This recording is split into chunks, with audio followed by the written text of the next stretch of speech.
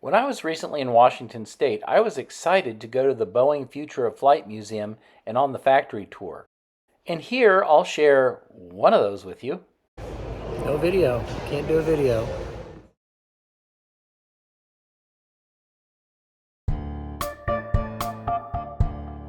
I'll admit it, when I'm in a new city, I'm a sucker for a guided tour. So, when I was in Seattle for the very first time, I decided that we would take a tour all the way up in Everett, Washington, of first the Boeing Future of Flight Museum and then the Boeing factory. While the trip took about 40 minutes, we knew we were getting close when we could look out the window and see the Dreamlifter coming in for a landing. And there it is on the ground. It beat us here. Historically and currently, this plant only makes the wide-body planes, and there were several brand new ones waiting for delivery. But getting closer to those would have to wait. The first stop was the Future of Flight Museum. Now, I'll just say once that Boeing doesn't call it a museum, I do. I'm not sure what you would call it.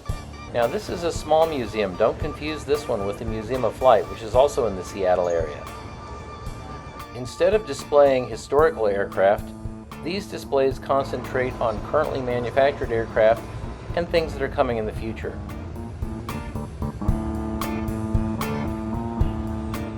And at least a couple of the items on display were for use outside the Earth's atmosphere. This is a self-piloted taxi. That's a nope for now. This area had a lot of good information if you were willing to read it, but it wasn't really that visually interesting.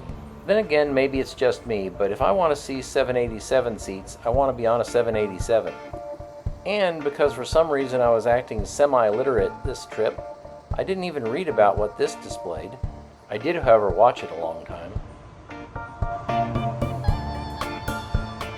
I thought this part of the exhibit was really well done.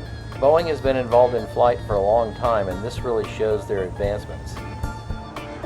Hey, let's go up to the sky deck. Welcome to the sky deck. Here you could really see both the new planes and the Payne International Airport. That green appearance is an anti-corrosive vinyl coating.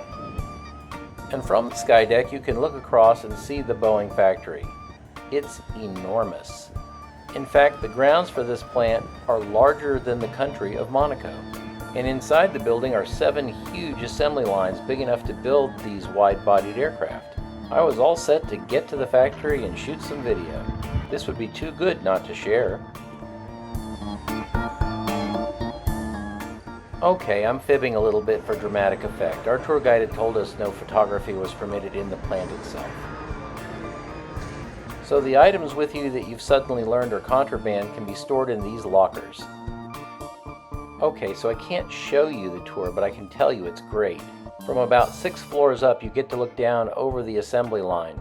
The guides do a good job of explaining the process of assembling the aircraft, and you're given enough time to, as they say, enjoy it with your eyes.